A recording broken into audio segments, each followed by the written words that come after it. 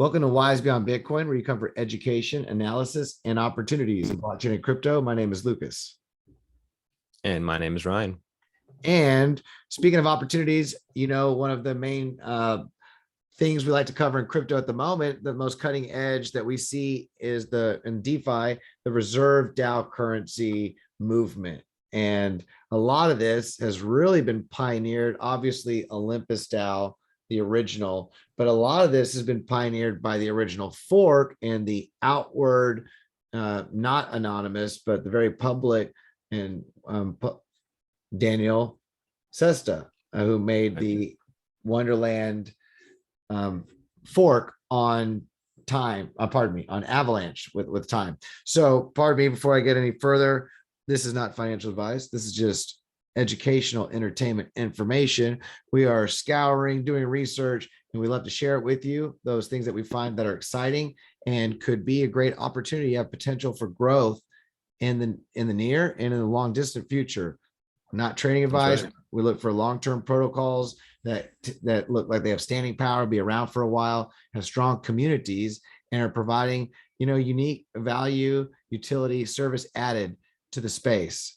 And we think the DAO Reserve movement, for what they're doing to bringing liquidity to DeFi, is amazing. And there's been a lot of creativity and innovative development going on these protocols. We've talked about many of them going on different chains, and we kind of, I wouldn't say vet, but we do a little bit of research, surface level research on our own, and we bring that to the table. We talk about what we think might be something that is unique from one protocol to the next on those that we cover.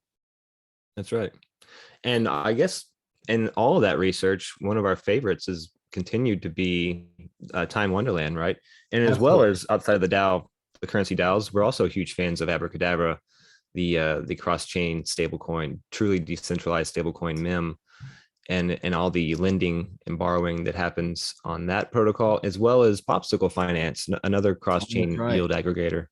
So yeah, Daniele Sesta is the man behind all of these: Abracadabra, Popsicle, and Time. So he's a force to be reckoned with in DeFi. There's a movement that he's kind of a figurehead for called the Frog Nation.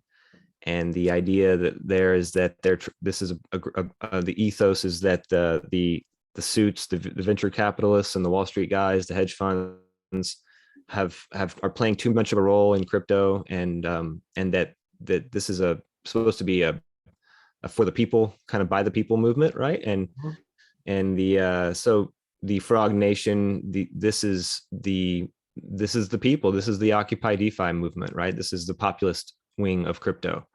And the idea here is that let's try to create a DeFi that's not, at the end of it, centralized, or as little centralization as we can tolerate, right?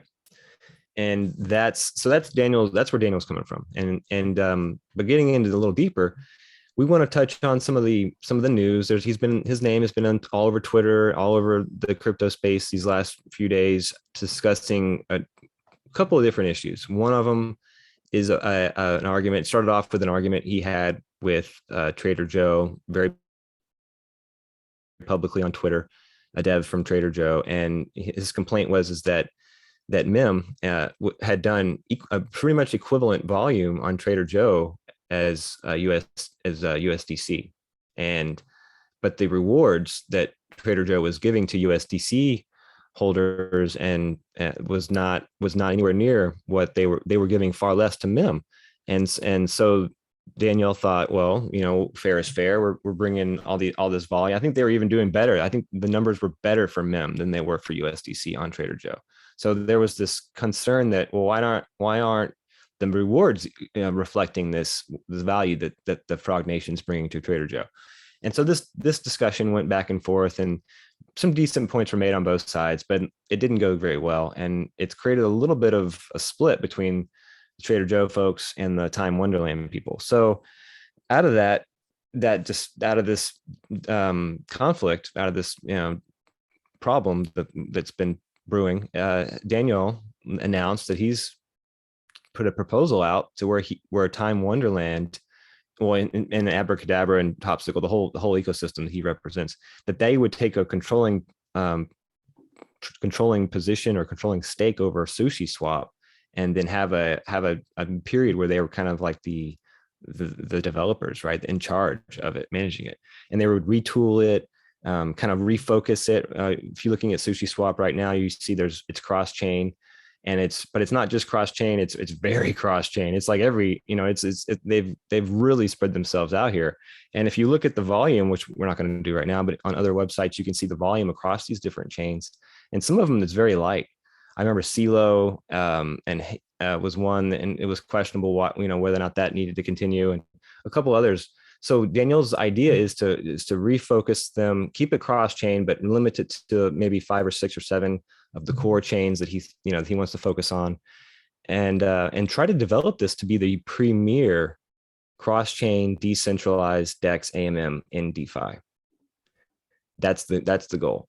And essentially this would be in that way, Sushi could take over, would be integrated into Abracadabra, would be integrated into Time Wonderland, and would be integrated into Popsicle.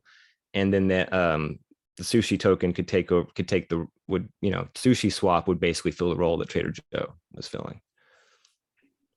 That kind of brings you up to date. Now we have more news, but I'll let that digest first. Yeah, what's cool about it is how active he is. When you look at these Olympus DAO forks, when you look at these DAOs, you look at who are those DAOs, who are the people that are building these protocols and adding value. Is it a fly by night where they just create something and try to do a quick cash grab, or do they have a purpose, an intention? Are they there to create value and to do something and stick around? This is incredible. Now you also find who they're working with, and Daniel, he's talking to Andre Cronje. Well, I mean, these are some of the big names in developing DeFi over the last several years. Collaboration, when you see collaboration like that, that's tends to be a good sign. And of course, following Daniel on Twitter is fun. It's in itself. He's very colorful in his tweets and active, and bringing some love back to the Phantom chain, the Phantom network. I think you were mentioning the other day about Phantom being due for a return, and he's specifically talking about bringing some liquidity and some rewards to the Phantom ecosystem by offering MIM with MIM. They're UST, creating a UST MIM degen box, which let's unpack that. So on abracadabra.money, you can. This is the home for MIM and Spell. MIM is a stable coin, and Spell, it fluctuates, right? It's the reward token. With this website, it's cross chain. So right now we're on Phantom. You can deposit wrapped Phantom. You can deposit a LP, a Phantom LP, right? There's various different tokens here, and you can borrow MIM, and you can use your collateral and a loan to borrow MIM. You can pay the interest rate, and that's an opportunity. These are called cauldrons. You can basically conjure up MIM or magic internet money by depositing an asset into the cauldron. The news that we're highlighting now is that we're adding UST Terra Luna to this cauldron. There's going to be an additional option where you can now deposit UST, borrow MIM, and take that MIM and use it however you wish. You can stake it. There's various other options you can do with that. So that's the big news. There's a cauldron for UST that's rolling out on Phantom. There's a couple big things about that. One of them, we're huge fans of decentralized protocols and protocols that are moving that direction. Luna, Terra, UST being the decentralized stablecoin, one of those solutions. And what's cool is how Daniel is working with something on a completely different chain outside of the EVM. We're not looking at Avalanche or Phantom or ETH. We're saying, oh, hey, Luna, you guys over in the IBC, the UST, we love what you're doing. We want to get off of these centralized stables, and we appreciate what you have. So we want to bring the UST community in. I mean, that's cool. I love that how he's talking about adding that to the ecosystem. So it's huge. UST and a UST MIM stablecoin marriage happening to continue to fill the liquidity coffers. It sounds like that could be some fun stuff. Now, like you said, Popsicle Finance, you look at the products that are offered there, and you look at Sushi, well, not Sushiswap yet, but Abracadabra.money and Wonderland, which we've done a video on, but I'm off the network currently because we were showing so much phantom chain stuff. So let me switch real quick. And maybe we can go to the dashboard.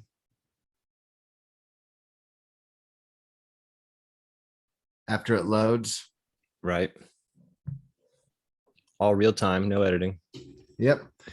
So you can see the time price and the market cap and the APY and the treasury balance and the runway. You can see it all. You can come and you can stake, you can mint, and they're taking things off and they're putting new things on. So obviously I would love to see UST become a potential asset to mint time with. Wouldn't that be cool? Or like a UST something bond. Right. Or wrapped UST maybe. Yeah. On Avalanche. Yeah. So this is cool. Of course, we do know that these protocols can be made cross-chain, as we saw with Phantom. So, a cross-chain future is not, out of the question if the community wants it. Still early, a lot to happen, a lot of, there's talk about building a house, then you have to wait for the foundation to get, to be laid. You got to put the beams up, you have to put the sheetrock, the roof, all the stuff you've got to put together. So, there's a lot of production, a lot of things that are happening. Patience is a virtue in crypto, although things do move fast. And you have plenty of time to do your own research, to be your own bank and get involved. Sure. And we'll continue to stay abreast as we love the DAO reserve currency movement and the economics, the idea behind it, and what it brings to the DeFi community. We'll continue to keep you abreast of what Daniel and the DeFi Frog Nation, what's being built there. Oh yeah, especially with Abracadabra and Popsicle, as news comes out there, we will be on top of that. Those are some of our favorite protocols in DeFi. So we will be focusing on this and similar projects, right? Absolutely. You can already see, I switched to Avalanche Network, how much is available, the different cauldrons, so to speak, that are available on Avalanche that you can already jump into. So now the wrap memo cauldron does tend to run out, as is right now, but there are Twitter accounts you can follow that will give you like up to the minute alerts when that does refill. Oh, I'm so you sure. can come and borrow. Keep it up. Yep. But yes. Cool. All right. Well, I think we covered this quick little update on the DAO reserves and what Daniel's doing with all these different chains. Some exciting stuff, possibly with Sushiswap. Either way, he's continuing to innovate and bring a lot of value to DeFi, decentralization, blockchain, crypto, the whole ecosystem. So as he said in his tweet with Andre Cronje, they're expecting 2022 to be a very exciting year. A lot of layers have been built. A lot of setting the stage for a lot of new things to pop off. Essentially a metaverse play here too with Time. I know that's being teased. Oh, that's right. Yeah, in gaming. So a play to earn gaming layer. Yeah, we'll see what that looks like, if that comes to fruition or not. But until we do, I say have a beautiful day. Namaste.